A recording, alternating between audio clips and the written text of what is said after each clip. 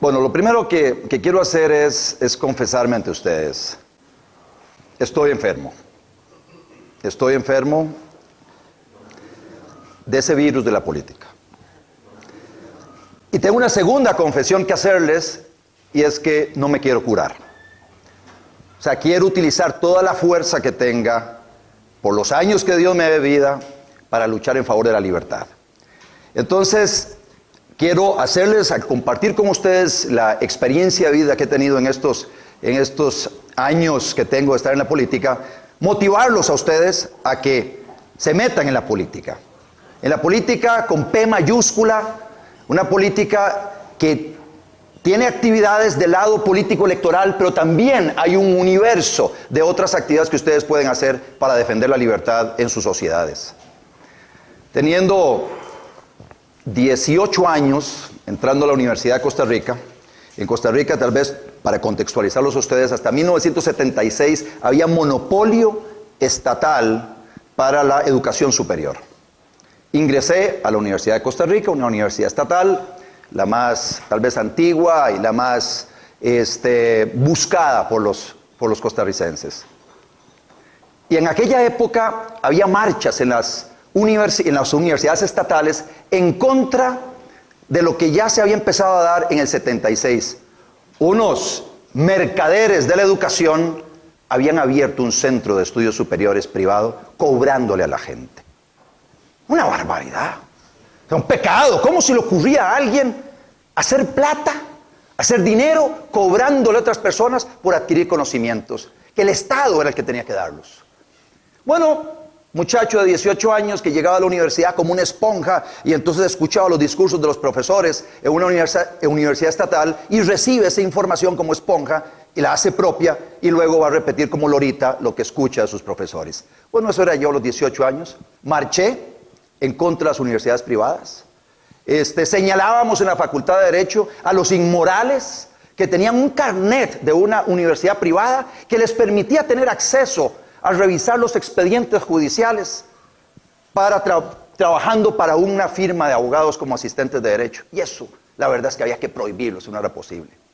Vean ustedes, al compartirles esta experiencia de vida, esta vivencia, lo que hago yo con los muchachos allá en Costa Rica cuando les cuento esto, es decirles, miren, no están condenados a pensar mal de por vida. O sea, uno cambia a lo largo de la vida, producto de la experiencia que tiene. Estudié Derecho, tuve un profesor que fue muy influyente para mí a la hora de escoger mi tesis de grado. Ese profesor me dijo, mira, ¿por qué no haces un análisis sobre el tema de las empresas públicas? En América Latina, en los 70s y 80s, era muy común que el Estado participara en la economía a través de sociedades anónimas. Algo que en Venezuela está sucediendo todos los días, dicho sea de paso. Pero el Estado participaba en la economía a través de sociedades anónimas, regidas por el derecho privado, sin ningún tipo de control. Y me metí a hacer una tesis sobre el control de las empresas públicas en Costa Rica. Me adentré en ese mundo y al ver lo que sucedía cuando una empresa no tenía dueños, cuando el Consejo de Gobierno era la Asamblea de Accionistas y nombraba en la Junta Directiva de esas empresas a quien le diera la gana, sin ningún tipo de idoneidad, y al ver la forma en que se tomaban las decisiones de esas empresas y cómo se financiaban con dineros del Banco Central, dineros de todos los costarricenses, me di cuenta de la corrupción e ineficiencia del Estado empresario. Y haciendo esa tesis de grado, casi que juré odio eterno a ese sistema de organización social o de participación del Estado en la economía. Y empecé a explorar un poquito más. Por ahí me topé con Libre para Elegir, los videos. Libre para Elegir, luego leí el libro, pero primero los videos de Libre para Elegir, una serie de videos viejísimos, hechos allá en los 70s, finales de los 70s, principios de los 80 por don Milton Friedman, y se me empezó a abrir la mente.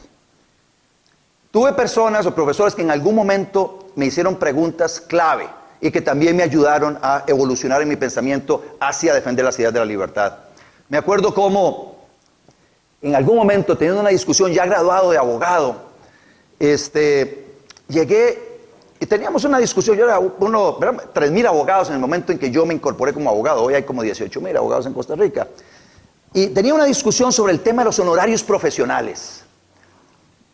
y sobre la tabla de honorarios profesionales, porque los honorarios en Costa Rica de la mayoría de las profesiones liberales están fijados por decreto.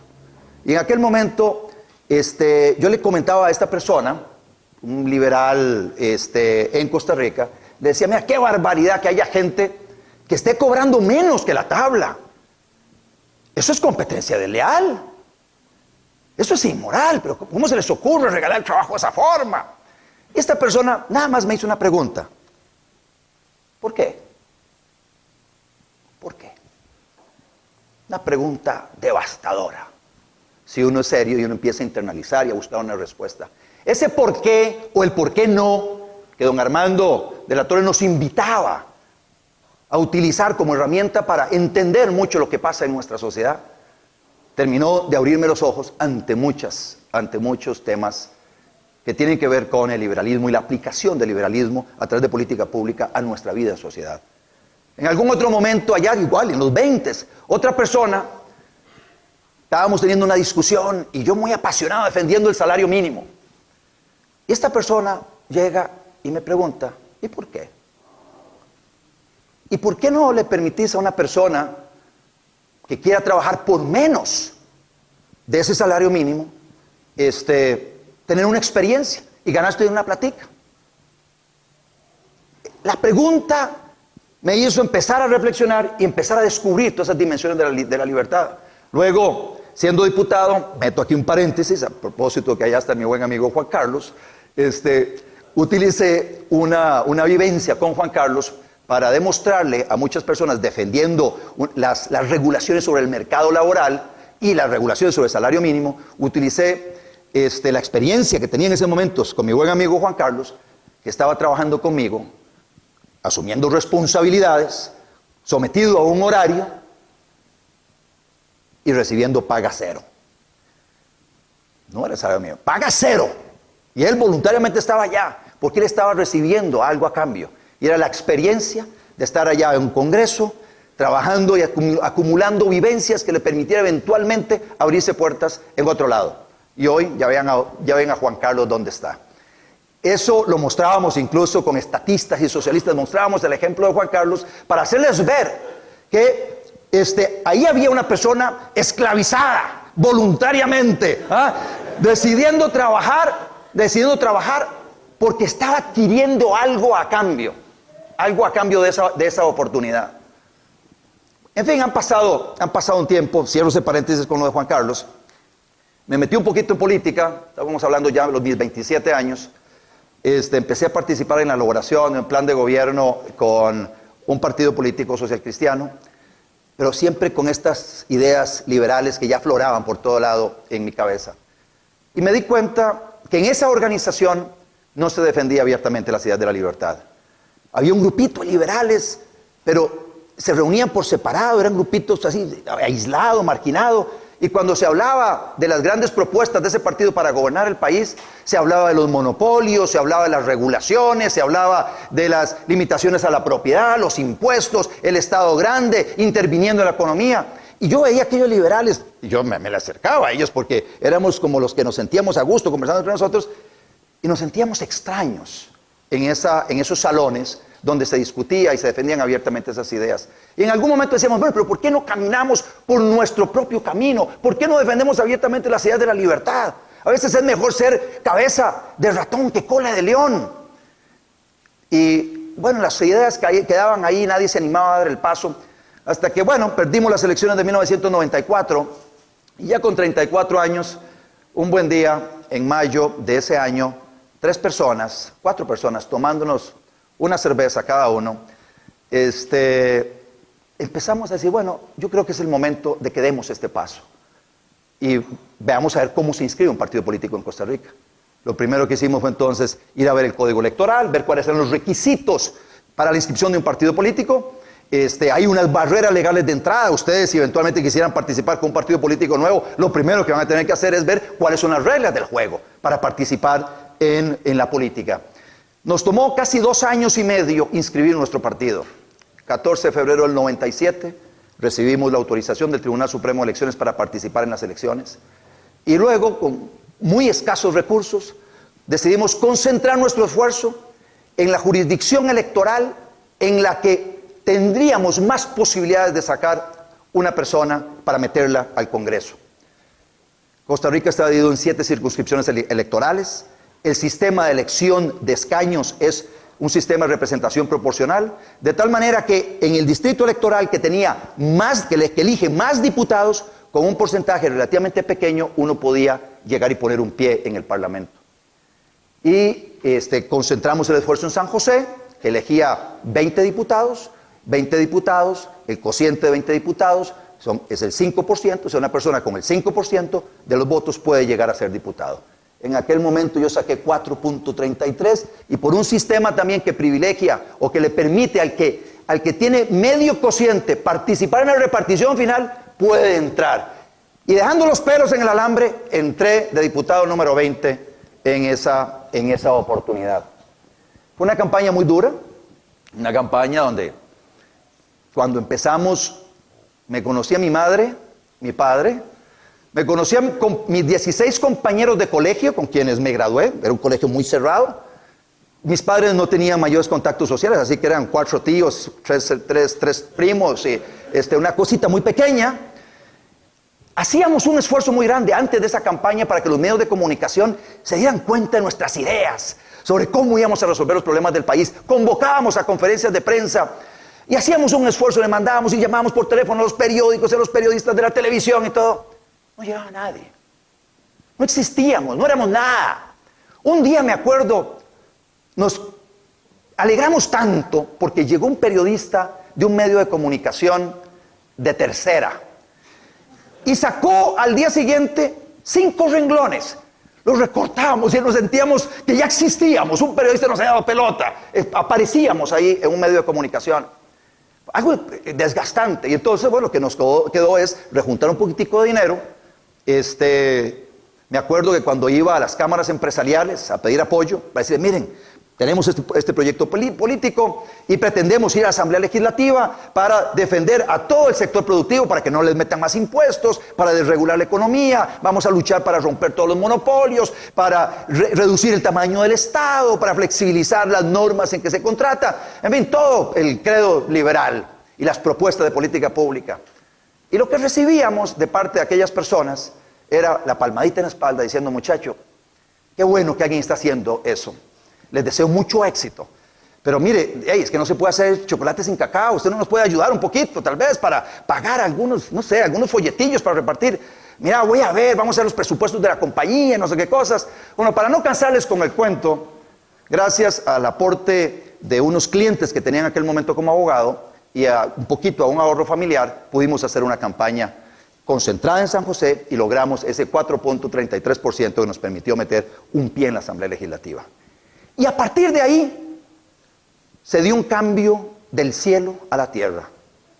A partir de ahí existimos. Si no estábamos en la Asamblea Legislativa, no existíamos. A partir de ahí, durante 4 años consecutivos, logramos promediar 4 y resto, casi 5 menciones diarias en los periódicos de circulación nacional. Más la cantidad de horas de programas de radio y de entrevistas, de cantidad de horas de programas de televisión y entrevistas.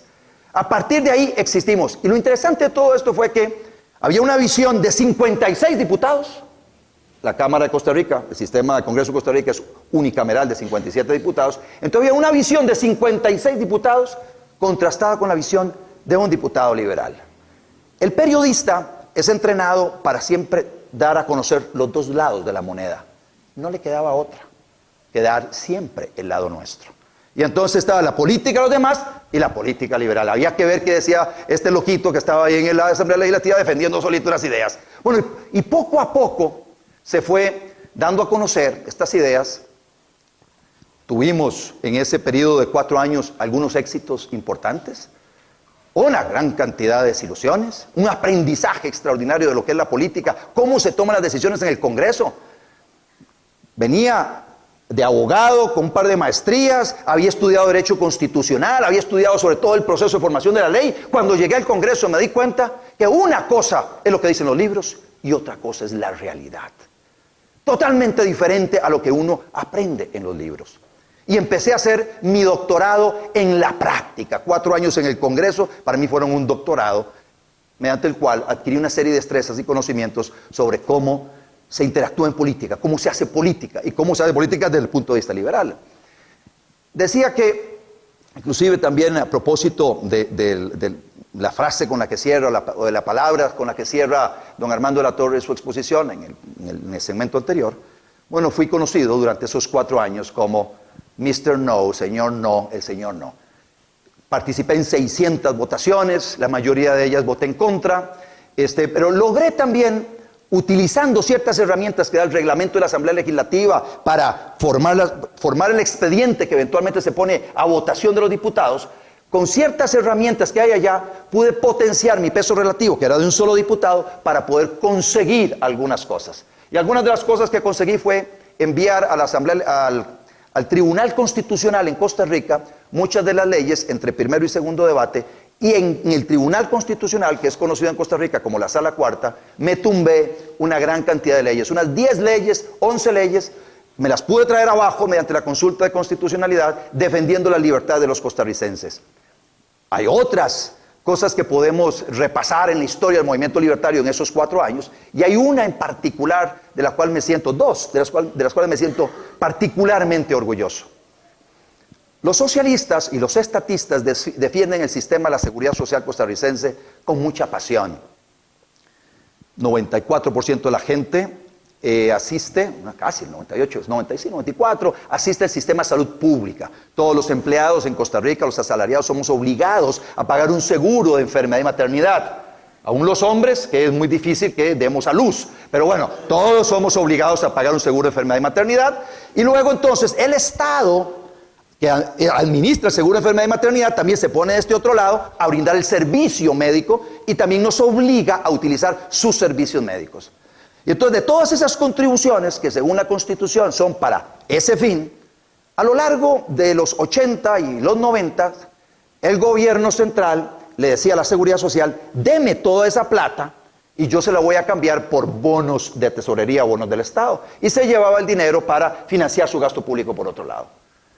Bueno, una medida que en aquel momento impulsé mediante una consulta de constitucionalidad fue si era válido que, si ya nos obligaban a pagar ese seguro médico, que luego el Estado se llevara ese dinero para sus otros gastos públicos, afectando los servicios médicos que supuestamente debía dar la seguridad social. No fueron los socialistas, no fueron los estatistas, los que supuestamente tienen un gran corazón y son muy solidarios, los que estaban accionando en contra de que el Estado desangrara la seguridad social.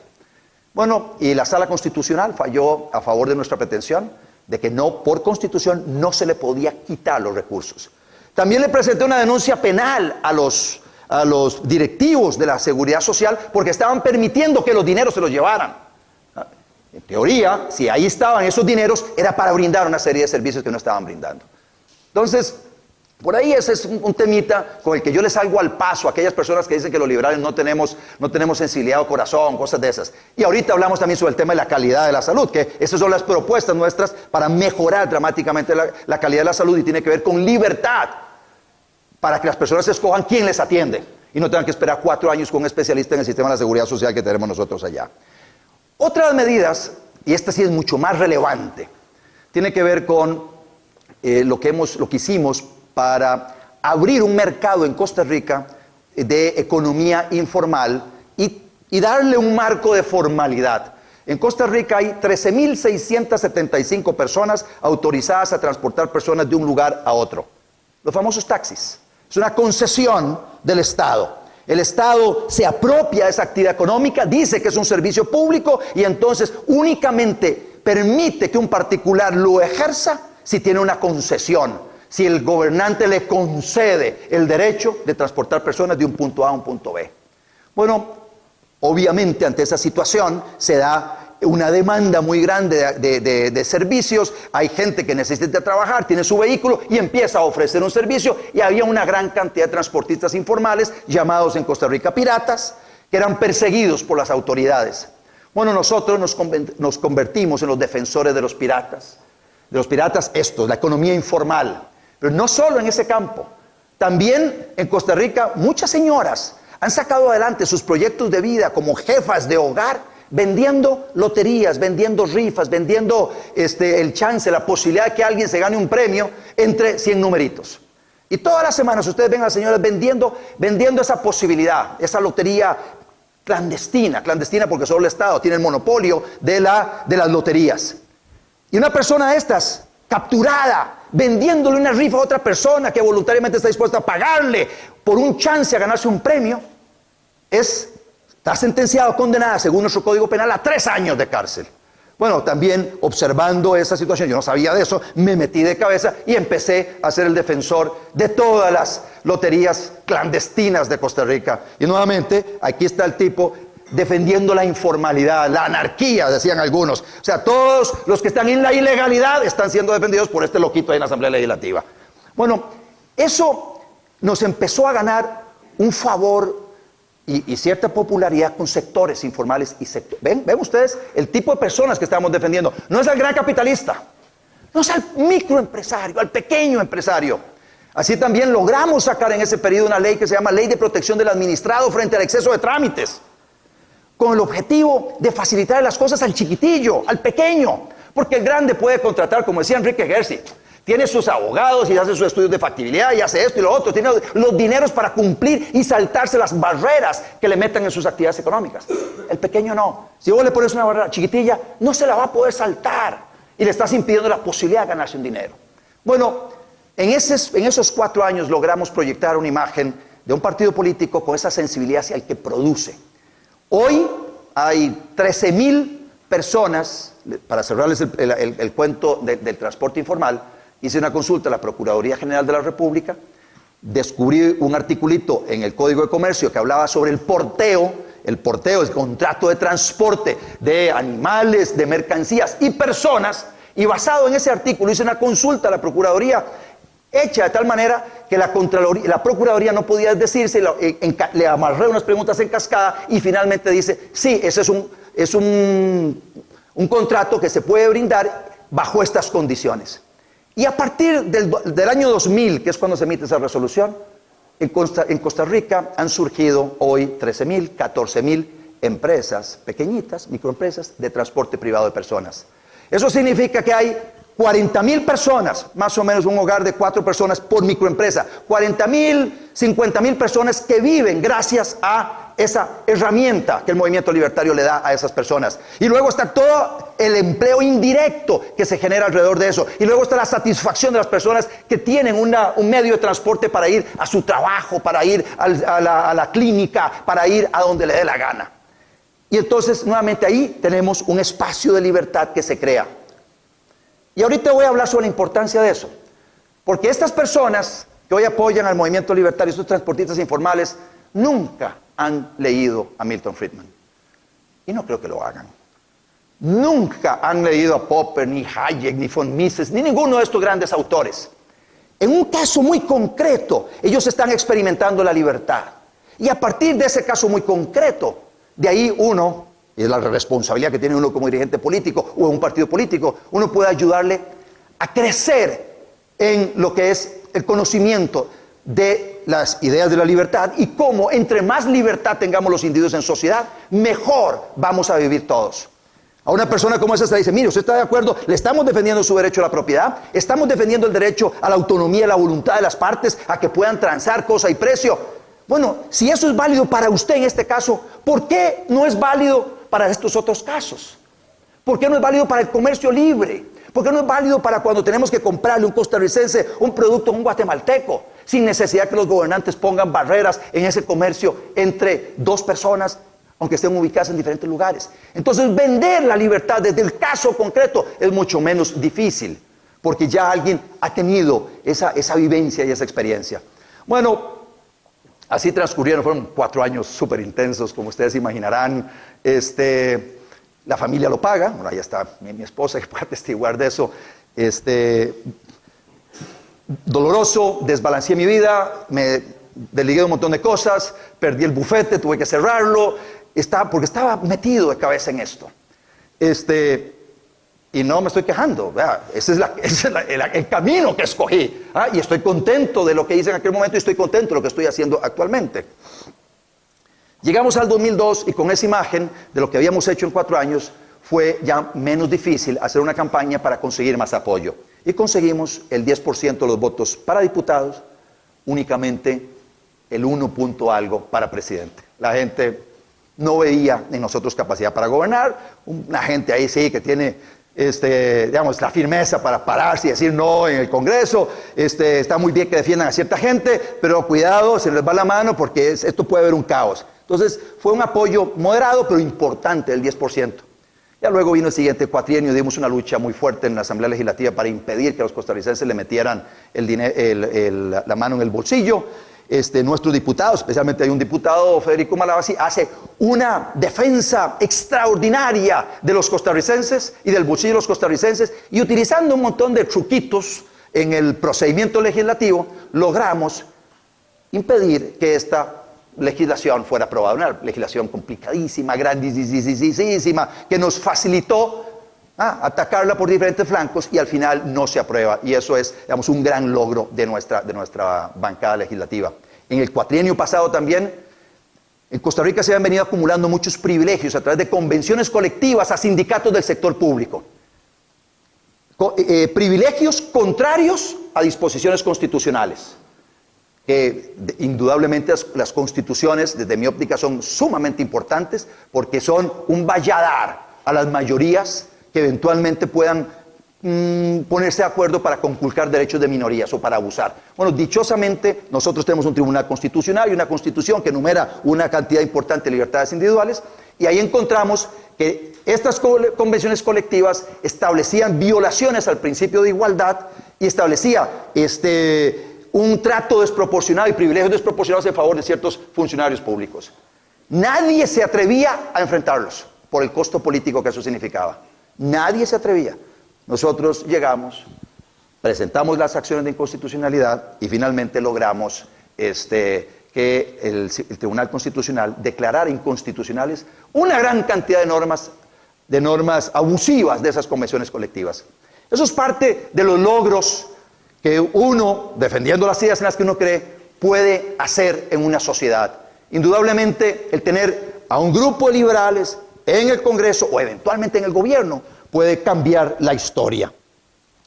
Siempre hay una tensión muy clara entre poder y libertad.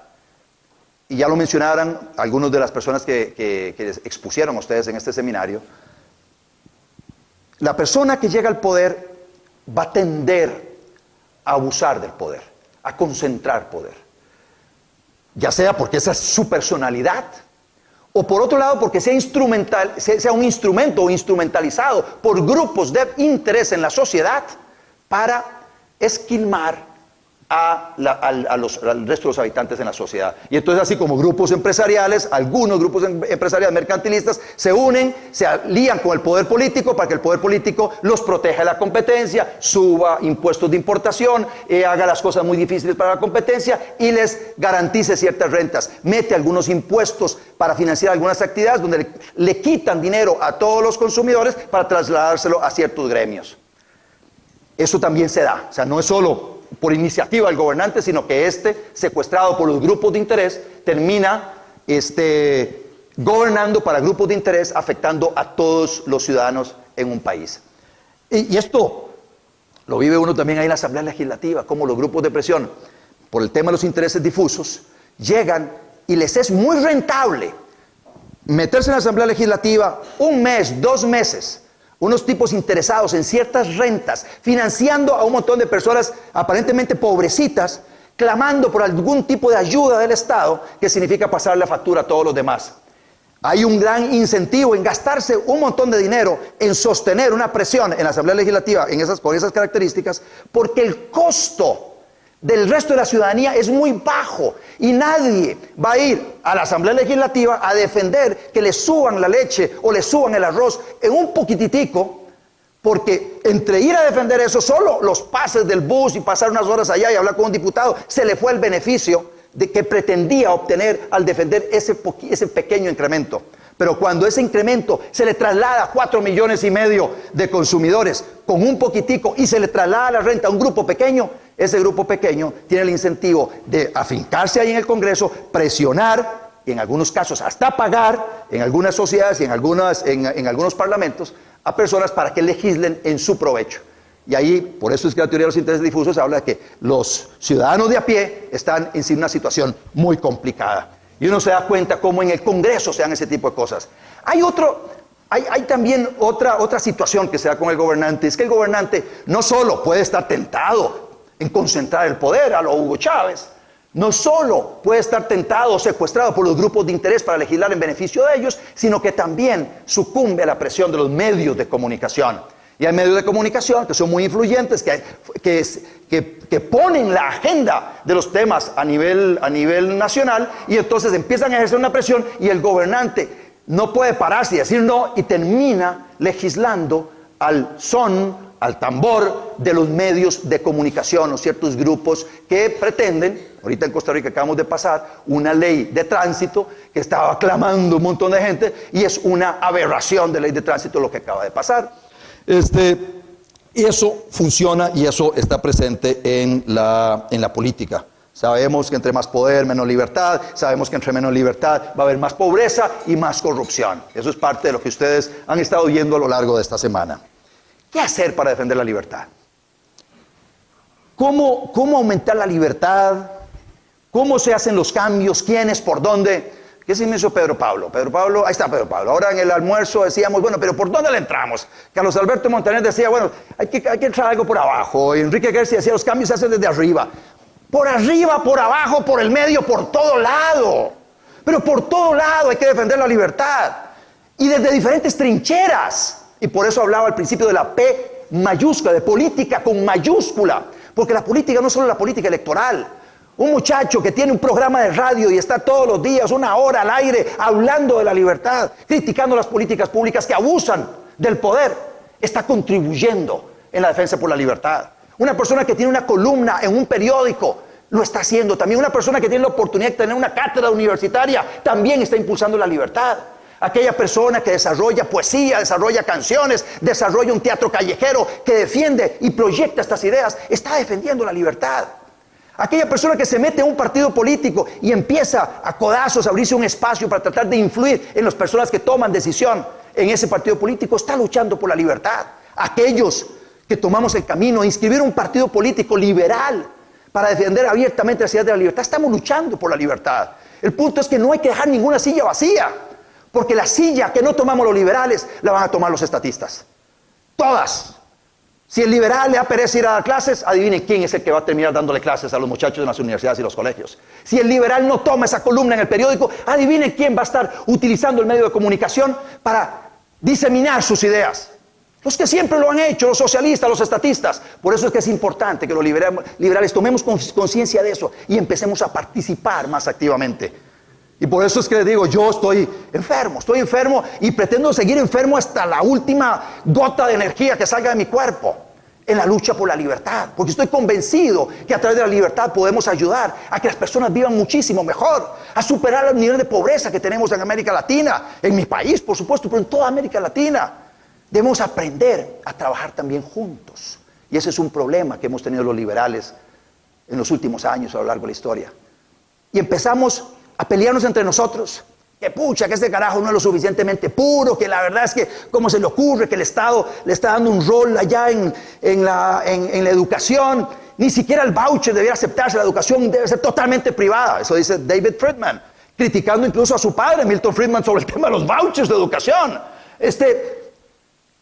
Tenemos que entender que tenemos que unirnos, randianos, monetaristas, popperianos. Los liberales europeos que defienden algunas ideas de la libertad, un poquito en la onda que definió Carlos Alberto Montaner en su charla inicial de qué significa ser liberal. Él hablaba de 8 elementos clave. Me parece que ese es un buen inicio para elaborar un común denominador que nos pueda unir a la familia liberal. Porque los enemigos de la libertad están allá afuera, no somos nosotros. Los enemigos de la libertad están todos los días trabajando para ver de qué manera nos quitan libertad a todos los individuos en la sociedad. Entonces, trabajemos juntos. Trabajemos juntos, caminemos el trecho que podamos caminar juntos. Y ya luego ahí, sobre la marcha, cuando ya hayamos recuperado libertades, podremos tener la discusión si después de que metimos libertad, por ejemplo, en educación, a través de los vouchers, a través de la liberalización o apertura, flexibilización del pensum, a través de esos esquemas, una vez que lleguemos allá, vendrá el tema de la discusión sobre si del todo sacamos al Estado de recoger esos impuestos para devolverle el dinero después a las personas. Pero primero caminemos en recuperar espacios de libertad. Lo mismo en salud. O sea, si yo me presento como candidato presidencial en estas siguientes elecciones y digo, miren, chavalos, voten por mí y al día siguiente voy a impulsar una ley que quiero que me la apoyen, voy a privatizar la salud en Costa Rica. No va a ser obligatorio pagar un seguro de enfermedad, ni maternidad, ni de vejez, y además voy a hacer privada la educación. ¿Cuántos votos creen que pueda sacar yo en Costa Rica con ese discurso? Yo creo que, lo estaba hablando con mi esposa, pero yo creo que ni siquiera el de mi esposa. Yo creo que ni siquiera el de mi esposa. Por eso es que también, y aquí es parte de lo que he aprendido en este paso por la política, cuando uno le pinta a un electorado no tan informado el nirvana, el Gulf Gulch, la sociedad libertaria, y uno le dice, esto es lo que yo quiero construir. Aquellas personas que no hayan tenido una formación en este tema, rápidamente van a ver cómo le recetan un médico para mandarlo al psiquiátrico, para meterlo al sanatorio de locos. Hay gente, no está en capacidad de ver esa sociedad allá. Lo que ves es la inmediatez. El tipo con el taxi, que el policía de tránsito está viendo a ver cómo se lo confisca y se lo quita, a él lo único que le importa en ese momento, en el día a día, es que le dejen trabajar, por Dios. Es que le dejen trabajar. Y lo que busca es a alguien que le ayude a que le dejen trabajar. Entonces hay que diseñar un mensaje para esa persona. El pobre que recibe su salario en colones, en soles o en lo que fuera, lo que quiere es que el salario no pierda valor a lo largo del tiempo. Poder comprar lo mismo esta semana y la siguiente y la siguiente. Y no como sucede en Venezuela con una inflación del 40%, en Costa Rica con una inflación del 14%, en Nicaragua con una inflación del 14%. Es inaceptable. Eso empobrece a los más pobres. Y entonces ahí donde tenemos nosotros la gran responsabilidad de salir con respuestas a ese tema muy puntual. Si a la persona le están robando algo, bueno, ahí tenemos nosotros la respuesta de tener un buen sistema de administración de justicia y represión de la persona que le hace daño a otra persona para capturarla, ponerla a las órdenes del juez, condenarla y obligarla a reintegrarle a la víctima el daño que le ocasionó. Mucha cosa podemos hacer por defender la libertad. Es importante que entendamos también que la forma más eficiente es lograr influir a quienes toman las decisiones a nivel del Poder Ejecutivo. Porque esas personas son las que pueden decidir mañana mismo, si quieren, eliminar los aranceles de importación. El que lo decide es el presidente. Y si el presidente no está convencido, estamos jodidos. Entonces tenemos que ver cómo le llegamos al presidente para lograr que el presidente tome la decisión de eliminar y hacer una apertura unilateral, por ejemplo. Bueno, eso significa que tenemos que participar en política. Y tenemos que hacer todo lo otro que les hablaba, preparar el suelo para que tal vez de allá surja una persona que eventualmente tenga un liderazgo, que eventualmente llegue a ser presidente, pero que tenga estas ideas. Tenemos que trabajar en la consolidación de partidos políticos liberales, soy un convencido de eso, porque de alguna forma son un recordatorio permanente de que estas ideas hay que defenderlas, y hay que defenderlas en los espacios políticos que se den. Lo que sí no hay que hacer es quedarnos de brazos cruzados. O sea, si nos quedamos de brazos cruzados, la verdad es que apague y vámonos. O sea, no hay nada que hacer. No hay nada que hacer porque los enemigos de la libertad están trabajando todos los días para quitarnos libertad. Y si nosotros no nos defendemos, ni el Chapulín Colorado, ni el Chapulín Colorado. O sea, tenemos que ser nosotros mismos. Y estoy convencido de que hoy Costa Rica está mucho mejor que lo que estaba en 1998, antes del movimiento libertario, y antes de que hubiera en Costa Rica un grupo de personas que en algún momento decidimos luchar por la libertad. Muchas gracias.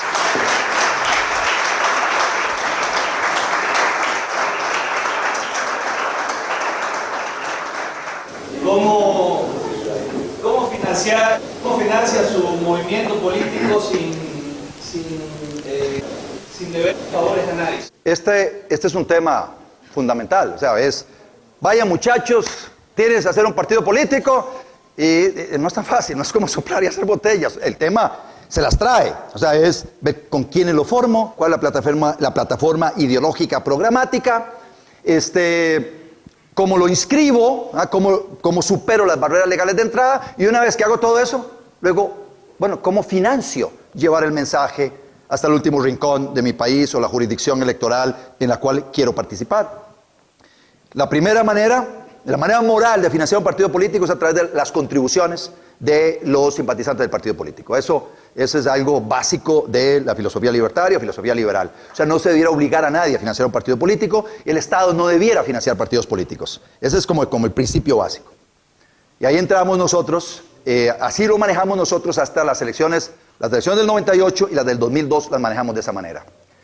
La del 2006 no la manejamos así, y hubo una discusión muy fuerte a lo interno de nuestro partido en relación a si accedíamos a un financiamiento de reconocimiento de gastos que el Estado costarricense le brinda a los partidos políticos. Y nosotros estábamos enfrentando este dilema complicado, y es, a la pucha, aquí tengo estos otros contrincantes míos en la política, cada uno de ellos tiene acceso a fondos públicos para financiar su campaña, y yo estoy acá amarrándome las manos y diciendo que no voy a tomar esos fondos porque voy a recurrir al financiamiento particular. Entonces, empezamos a tocar puertas con toda la gente a ver si conseguimos algún tipo de financiamiento, y no conseguimos prácticamente nada. Pero nos endilgaban, decían, estos, claro, como se dan el lujo de renunciar al financiamiento del Estado, que existe supuestamente para evitar la influencia del capital privado y los narcotraficantes y los malos y todo lo demás, estos carajos se están financiando con los malos. No teníamos nada de eso, o sea, total, no teníamos los dineros, estábamos con las manos amarradas atrás, y al mismo tiempo estábamos llevándonos toda la carga de que nosotros éramos los tipos que representaban a los malos que querían hacer negocios con la política. Hubo una discusión muy fuerte, y al final de cuentas se tomó la decisión de aplicar o calificar para el reintegro de los gastos de la campaña política. Aún así, había que financiarlo, porque es un reintegro de gastos. Entonces lo que hicimos fue sacar un préstamo a un banco, garantizado contra unos bonos de ese dinero que íbamos a recoger, y logramos en la última campaña, nosotros invertimos $1,5 millones, eso fue lo que nos costó la campaña pasada. El partido que ganó gastó no menos de $10 millones, que luego se los reintegraron totalmente. A nosotros nos reintegraron, pudimos pagar nuestras deudas, nos quedó un poquitico de plata con lo que estamos funcionando. Así es como funciona hoy. Queremos llegar al poder para impulsar, hemos estado tratando de impulsar desde la Asamblea Legislativa una reducción del monto que se da a los partidos políticos, y el día de mañana la idea es que inclusive podamos eliminar el financiamiento público, y luego hay unas normas que dicen que uno debe ser lo más transparente, pero nuevamente desde el punto de vista liberal, si alguien no quiere decir quién le financia, es muy probable que sea exhibido. Este tipo no quiere decir de dónde viene su plata. Así que, señores electores, ustedes saben a qué atenerse. Usted, carajo, tiene algo oculto, y uno tendrá el incentivo para decir, mire, aquí están todos mis contribuyentes. El que más me da $10,000, el que menos me da $1. Aquí están todos, pueden preguntarle dónde viene mi dinero. Entonces yo creo que igual la competencia nos va a llevar a eso. Más que una pregunta, que quería hacer un comentario sobre el énfasis de la lucha por la libertad. Yo soy de Paraguay. Pertenezco a la Fundación Libertad del Paraguay, y con una campaña muy exhaustiva logramos que un presidente de izquierda firme la desmonopolización de Internet. O sea, para darnos un poco un testimonio que es posible. Sí, ya lo firmó la desmonopolización, o sea que quería decirle que es posible, que la lucha da resultados. Así como a lo interno de los países, los liberales, a veces no hemos sido muy buenos trabajando en equipo, a nivel regional latinoamericano, todavía con mucha mayor razón. Hace como 4 o 5 años tomamos la iniciativa de conformar una red liberal en América Latina. Hoy la conformamos aproximadamente 50 organizaciones, un par de partidos políticos por allá, poquitos partidos políticos, la mayoría son think tanks, son institutos de investigación, uno de los cuales es la Fundación Libertad. Y lo interesante de todo esto es que al empezar a conocernos los unos a los otros y ver la lucha que cada quien está dando en Paraguay, yo he seguido de cerca la lucha que los paraguayos han estado dando ya por la apertura de Internet, nosotros en Costa Rica, penitas, va a haber, además todavía se acaba de firmar también en el caso de Costa Rica la apertura en Internet. Pero empezamos a compartir experiencias entre nosotros, a compartir investigaciones. O sea, ¿por qué en Costa Rica replicar todo un estudio sobre Derechos de propiedad, por ejemplo, cómo el derecho de propiedad hace más próspera una sociedad, si ya tal vez hay un instituto en Perú que ha realizado esa investigación. ¿Para qué replicarla? ¿Por qué si alguien quiere impulsar el flat tax en Paraguay, por ejemplo, para qué ponerse a investigar si el Instituto Libertad de Costa Rica ya ha hecho una investigación exhaustiva de lo que ha pasado en los 17, 18 países que hoy aplican el flat tax en el mundo? ¿Por qué si alguien ya ha hecho una investigación sobre los vouchers de educación y el Instituto Libertad y Desarrollo de Chile tiene cosas extraordinarias sobre salud y educación? ¿Por qué replicarlo en México? ¿Por qué replicarlo en Costa Rica la investigación si ya está hecha? Compartamos esa información para de esa manera tener más músculo. Así que me alegro mucho por los hermanos paraguayos de que estén rescatando, abriendo un poquito la libertad de un país que la necesita con urgencia. Después de su discurso me vino a colación el ejemplo americano. La verdad, sí fue una revolución increíble de Ron Paul. Y la verdad que uno, si escucha los discursos de él, siempre son, en la mayoría de veces, lo que se puede considerar políticamente incorrecto. Porque él hasta, bueno, por ejemplo, a un electorado que, como ya nos hablaron, es cuando una persona vota por la falta de incentivos, simplemente no le importa o no comprende mucho. Y este señor Ron Paul, él inclusive cita mucho a Ludwig von Mises en sus discursos. Entonces quería ver cuál era su comentario sobre eso, ya que usted también habló de que, bueno, no puedo venir yo a hablar de la privatización de toda la salud porque nadie va a votar por mí. Sin embargo, en Estados Unidos vemos de que tenemos un ejemplo como Ron Paul, que bueno, se le llama una revolución porque es increíble los votos que consiguió y el funding que recibió en un periodo tan corto.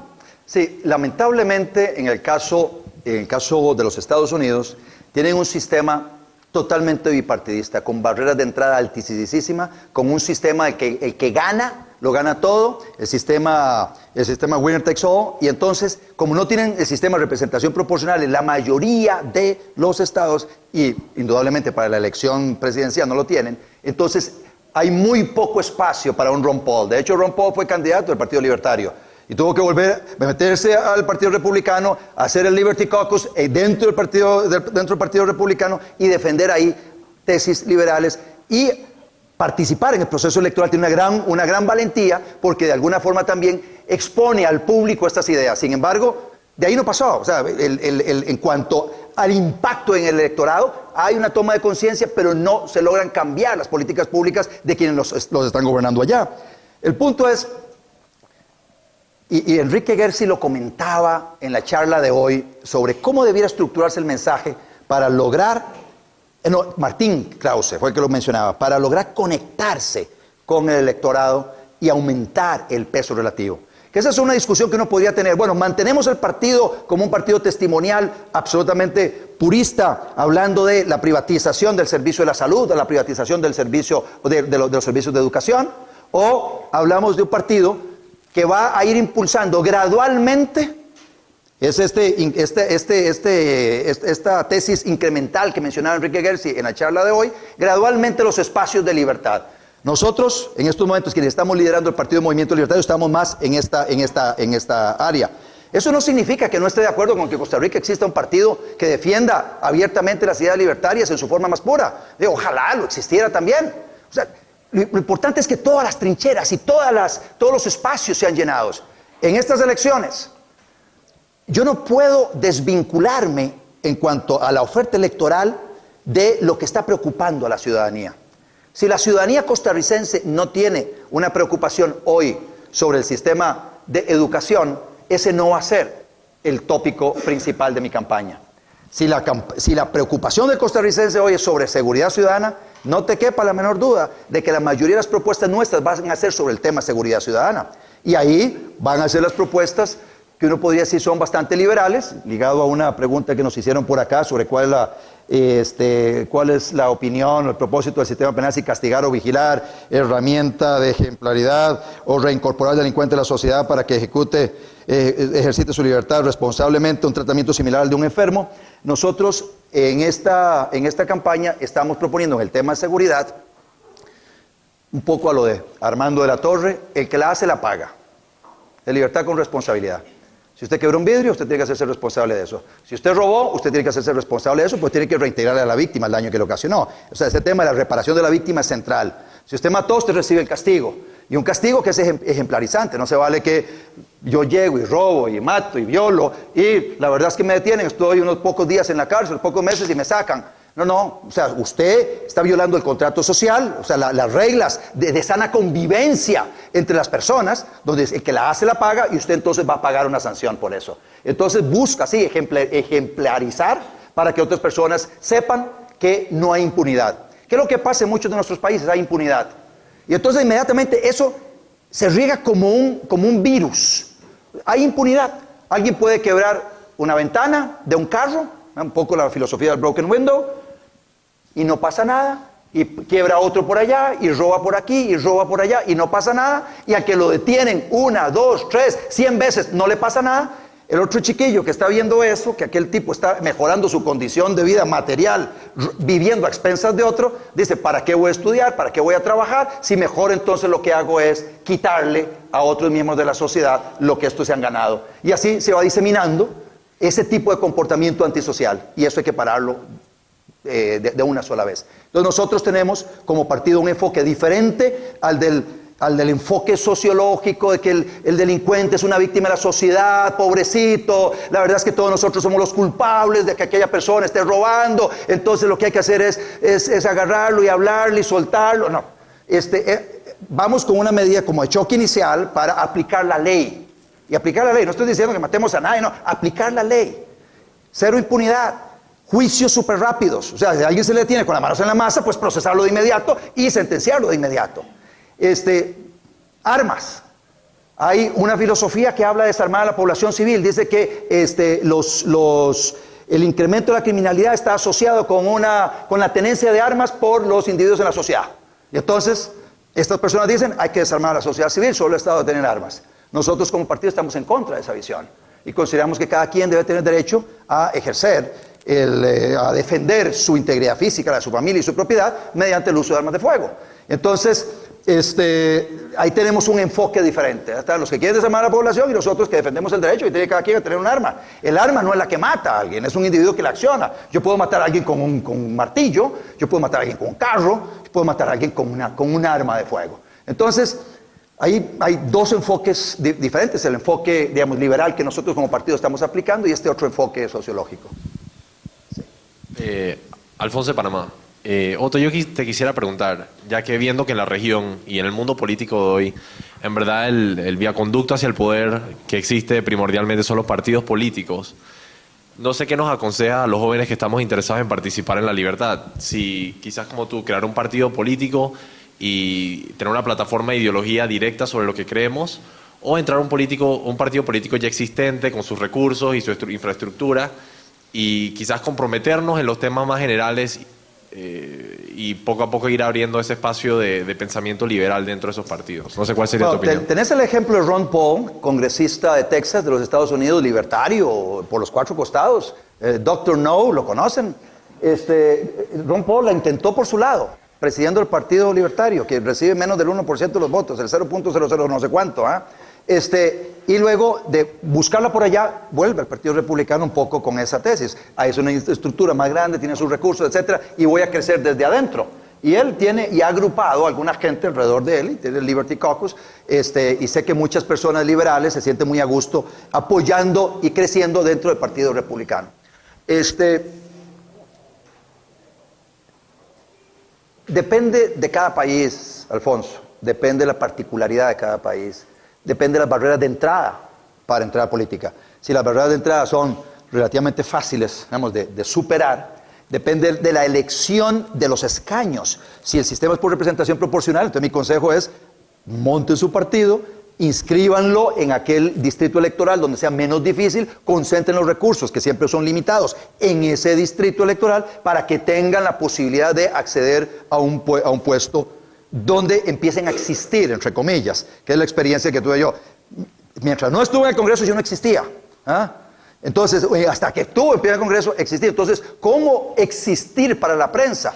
Y no es llegar al Congreso, llegar a ese centro de poder y luego quedarse calladito y no polemizar y no defender sus tesis. Más bien, si llegan en una posición así tan minoritaria, lo que conviene es contrastar inmediatamente con todas las políticas y ser muy vehemente y apasionado. Y entonces las personas que estén allá tienen que ser convencidas pero tiene que tener también habilidades de comunicación.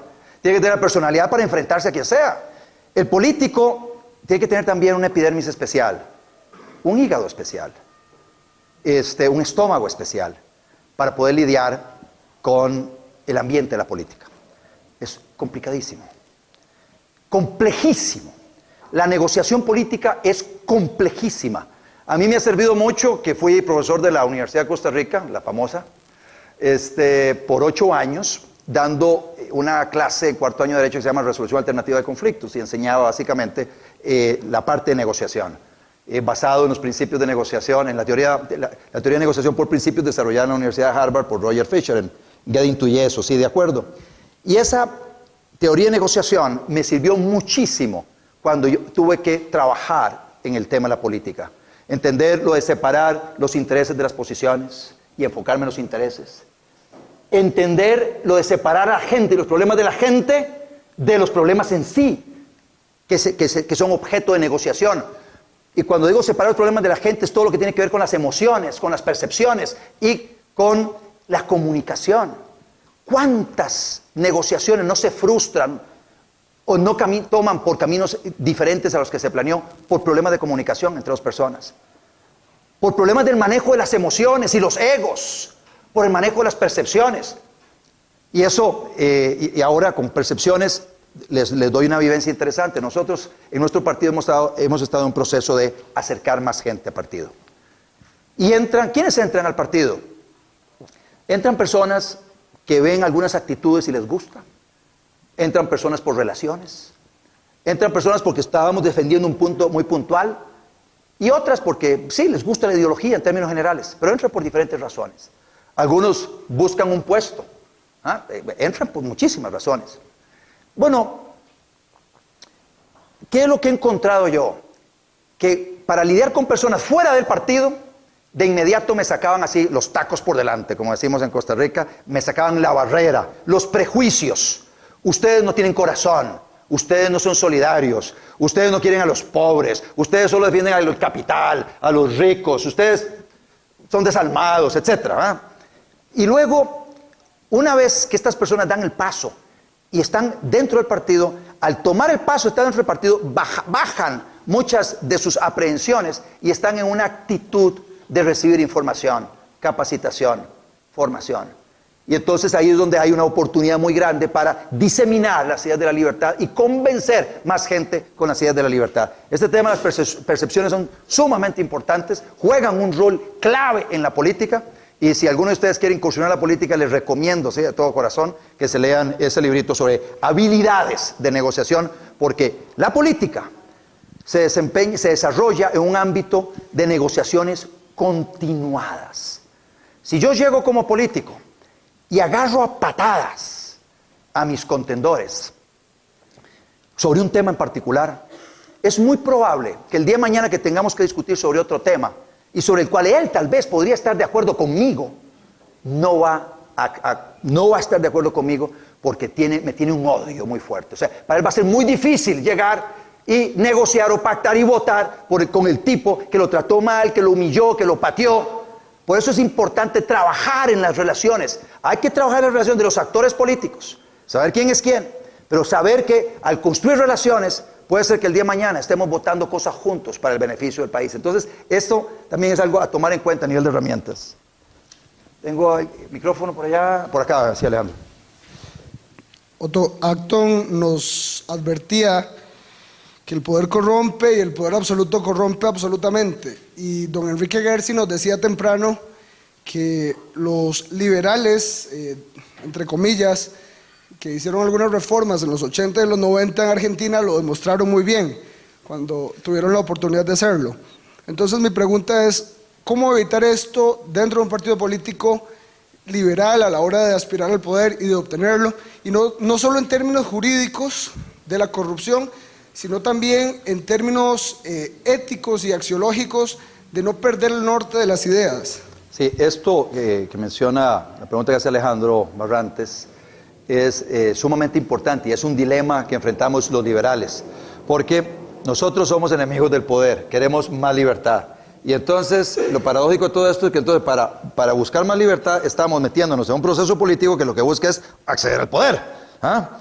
Y entonces ahí está el tema de que, ok, llegamos al poder y ahí viene el talante de la persona que está en estos momentos detentando el poder. Es una persona más proclive a concentrar poder, a caer víctima de las tentaciones, a ceder ante los grupos de presión, a favorecer grupos de presión, o es una persona con vocación hacia la libertad, que lo que entonces debe hacer esa persona, ese liberal, y es un poco lo que mencionaba Enrique Gersi hoy, o sea, de que básicamente el liberal que llega al poder, lo que tiene que hacer es desvestirse del poder, o sea, de inmediato empezar en un proceso de quitarse poder, trasladarle a los individuos, a las personas, la mayor cantidad de poder posible, y yo le metería otro elemento que es la parte institucional que a mí me interesa, que es la parte de blindar al sistema, teniendo la oportunidad contra la posibilidad de que el día de mañana ese que detenta el poder lo maree el poder y pueda eventualmente abusar del poder. Entonces, rápidamente impulsar descentralización del poder hacia abajo, ¿verdad? Trasladarle competencias a gobiernos locales lo más rápido posible,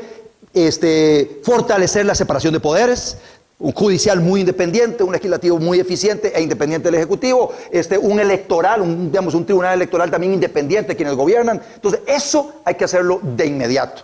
Y luego empezar al devolverle libertad a la gente muy rápidamente y que la gente empiece a sentir los beneficios de la libertad y empiecen a prosperar las naciones y los pueblos, las personas, es muy probable que esas reformas liberales puedan perdurar, a pesar de que esta persona que llegó al poder en algún momento eventualmente sea sacado 4 años después, 5 años después, a través del golpe de Estado democrático, de unas elecciones, se saca este grupo del poder y viene otro grupo. Si han echado raíces las reformas, estas se quedan. Estoy segurísimo que Costa Rica, que ahora que acabamos de abrir el monopolio de telecomunicaciones y monopolios seguros, estoy segurísimo que van a echar raíces y no veo en un futuro cercano a alguien pretendiendo reversar eso, porque el pueblo mismo se levanta en contra. Y el político también es muy sensible a lo que piensa el pueblo en términos generales. Pero sí, esa es la gran paradoja nuestra. Y el cuidado que deben tener los militantes de un partido, simpatizantes, los think tanks, todo el mundo recordando, chaval, usted llegó allá, ahora sí, desconcentre, descentralice el poder, desvístase del poder, trasládaselo cuanto antes a la gente y no permita, no caiga en la tentación y no se maree con el poder, que ese es, digamos, el cuidado que tenemos que tener los liberales. Hola, ¿qué tal? Soy Rodrigo de Perú. Tengo 2 preguntas y luego quiero añadir algo también.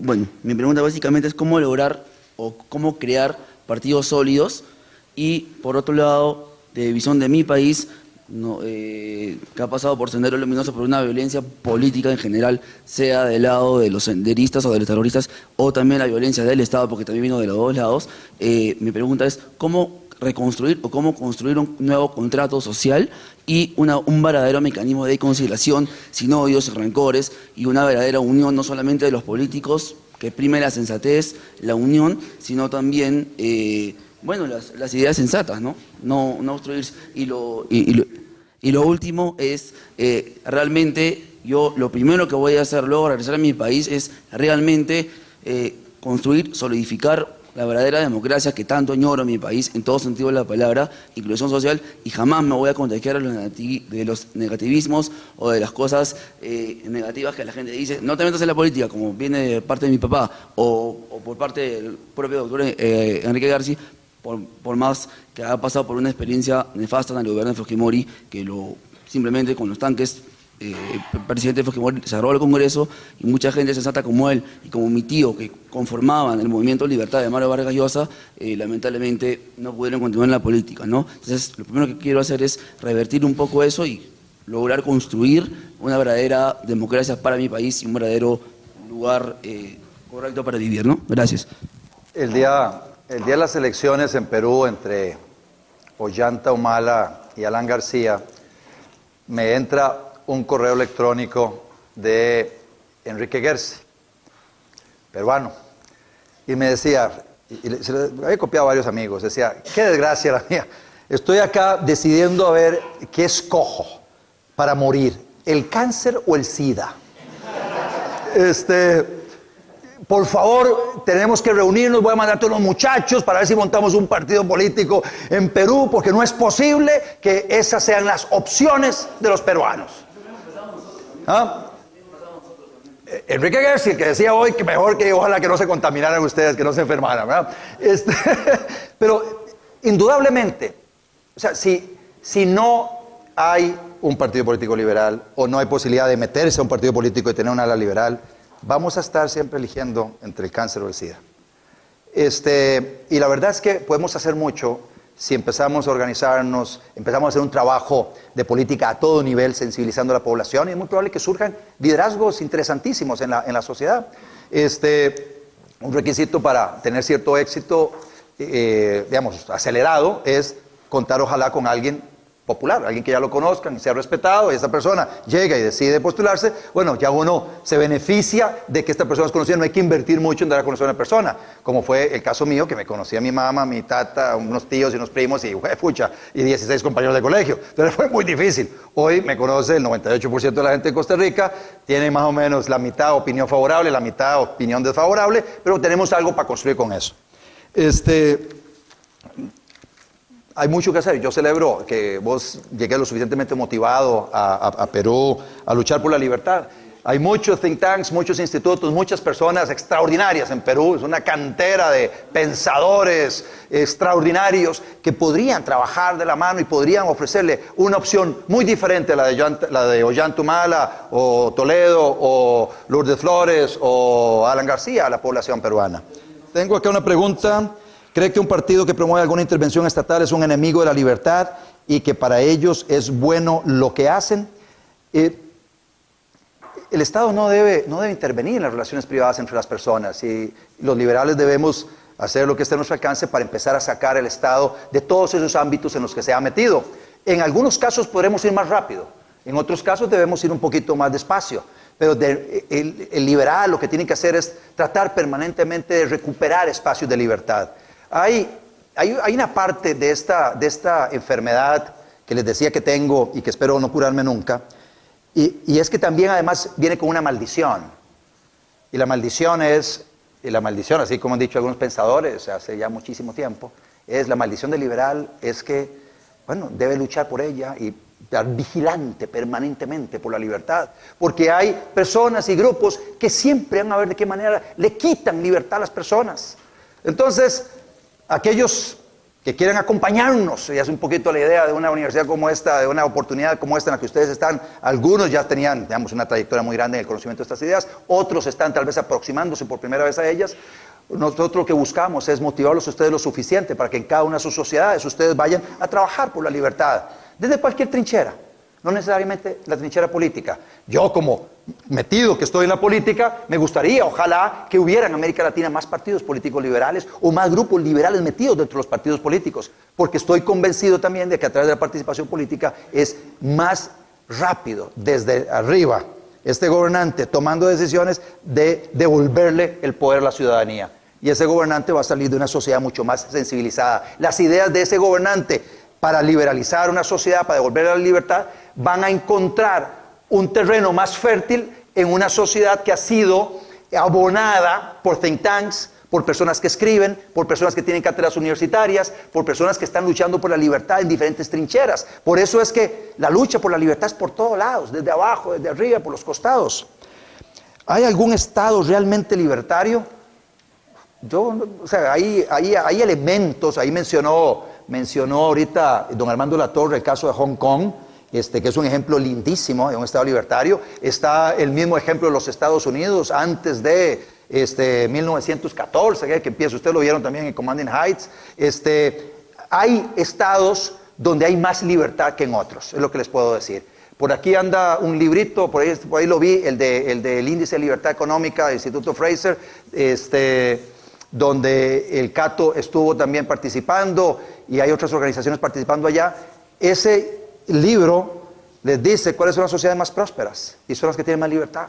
Y ustedes ven cualquier indicador por todos lados, los estados más felices, donde las personas son más felices, los estados más prósperos, donde la gente es más próspera, son los estados que tienen más libertad. Y entonces, para aquellas personas que no creen mucho en ideología ni nada de eso, ahí hay una evidencia empírica que entre más libertad, mejor viven las personas. Por eso, los que gobiernan, las personas que están formando opinión en un país, deben velar porque haya la mayor libertad posible en una sociedad. Otra pregunta acá, ¿cuál es En las ideas fundamentales liberales se sustenta su plan político, me parece. Nosotros y este es otro tema, como les digo, en febrero tenemos elecciones, muy probablemente me presente como candidato presidencial en estas siguientes elecciones, y la plataforma nuestra va a estar orientada hacia los principales problemas que tiene el país, en el tema de seguridad ciudadana, en el tema de costo de vida. Ahí en el tema de costo de vida nosotros vamos a proponer muy probablemente dentro de poco tiempo el dejar la moneda Mickey Mouse que tenemos nosotros en el país, el colón, que no nos sirve para comprar nada fuera de nuestros 50,000 kilómetros cuadrados, por el derecho que tienen las personas de escoger la moneda en la que transan, y muy probablemente caigamos en un sistema más como el panameño, nuestro vecino del sur, donde el Estado sí, para pagar su salario va a tener que pagar una moneda que sea aceptada mundialmente como es el dólar. Con eso esperamos tener la posibilidad de controlar la inflación, quitar la inseguridad jurídica que hay alrededor de la manipulación de la oferta monetaria y con eso atraer más inversión hacia el país.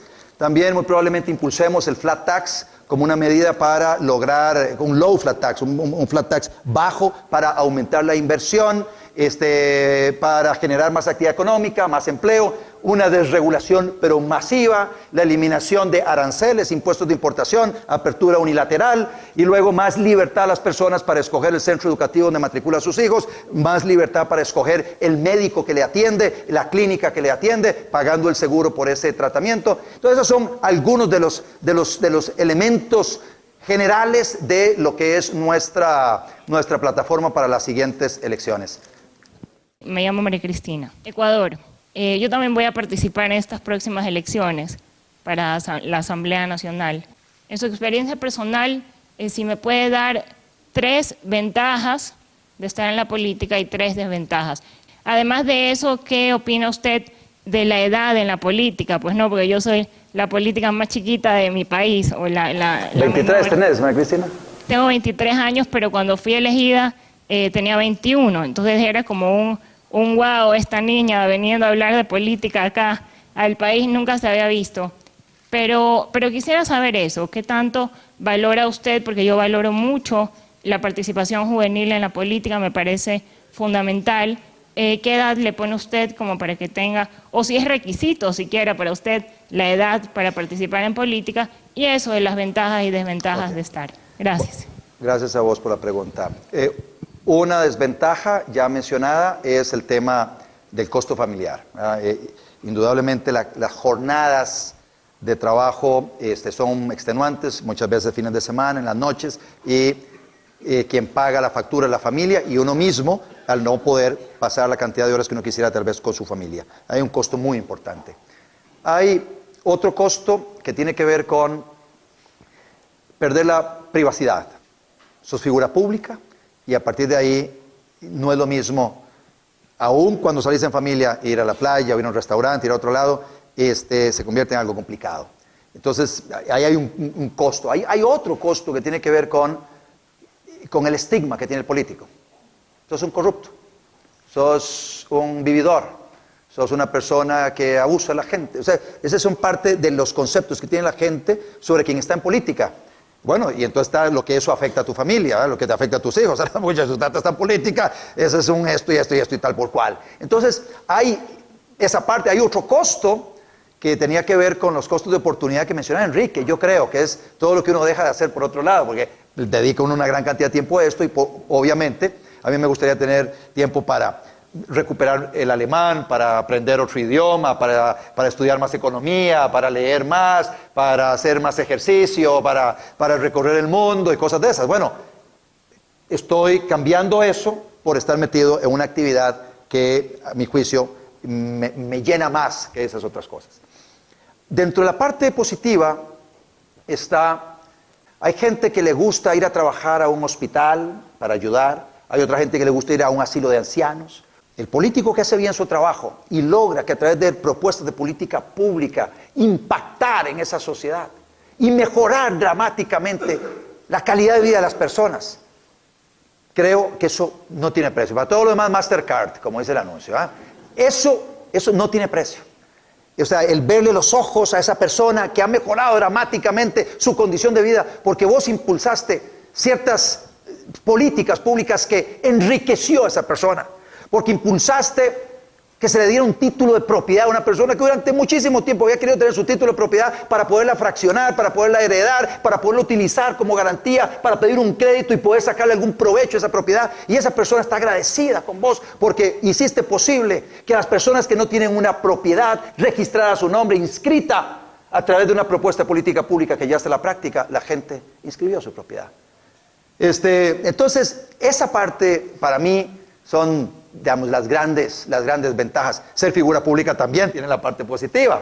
O sea, tiene la parte negativa, pero también tiene la parte positiva. Uno se convierte en un role model, un ejemplo a seguir por mucha gente. Y entonces uno puede impactar también a las personas por la forma en que uno se desempeña. Y uno puede también devolverle a la política un prestigio que ha perdido, comportándose bien como político, haciendo las cosas bien y haciéndole ver a mucha gente de que se puede estar en política y ser honesto, se puede estar en política y no mentir, se puede estar en política y preocuparse por los demás y hacer las cosas bien. Entonces mucha otra gente también seguirá ese camino. Entonces hay muchas satisfacciones de ese tipo que me tienen en esto. En relación con la pregunta sobre la edad que te dicte el corazón. O sea, si vos querés con 18 años, 19, 20 años, incursionar por tratar de hacer bien las cosas y meterte en política, por favor, hacelo. Nosotros en nuestro partido queremos atraer a más y más jóvenes para que se metan. Quisiéramos facilitar las cosas a los jóvenes para que hagan carrera política, para que experimenten en un gobierno local, para que se metan en alguna organización con responsabilidad, para que vayan creciendo en el conocimiento de la ideología, en el conocimiento de las propuestas de política pública y que así vayamos teniendo más y más y más personas que abracen estas ideas y que nos facilite el relevo generacional. Me quedarán a mí algunos añitos todavía de asumir un liderazgo del partido, pero la idea es que hayan personas que rápidamente asuman ese liderazgo para darle sostenibilidad en el tiempo. Y entonces ese es el rol nuestro. Y por eso es que yo motivo tanto y me entusiasma tanto ver a jóvenes acá que quieran participar para cambiar su país. Y es que el joven tiene algo que le caracteriza normalmente y es esa rebeldía innata, ese idealismo y eso bien enfocado, es extraordinario. Conozco personas no tan jóvenes, me conozco a mí mismo, que mantengo mucho de ese idealismo y esa energía vital y esa rebeldía. Conozco a personas todavía con más años que todavía lo conservan. Esa energía vital hay que canalizarla y considero que una manera de canalizarla positivamente para la sociedad es meterla en política. ¿Cómo piensa seguir creciendo su partido? Esta elección es clave para nosotros. Hay un contexto interesante. Es probable que en estas siguientes elecciones, debido a ese contexto, podamos dar un salto grande, pasar del 8,5% que tuvimos en las últimas elecciones. Esperamos a pasar arribita del 20%. Aspiramos a desplazar del segundo lugar a un partido un poco estatista. Y para ello tenemos que conseguir unos buenos préstamos para invertir una cantidad de dinero importante en este siguiente proceso. Hay que trabajar más que nunca recorriendo todo el país. Hoy tenemos mucha más gente que se ha ido acercando y nos está permitiendo proyectar a la sociedad costarricense a un partido ya maduro. No solo a un dirigente que ya lleva algunos años en esto de la política y es una cara conocida, que ha ido acumulando experiencia. Y yo mismo he estado revisándome a mí cómo era el Otto del 98 y cómo es el Otto hoy.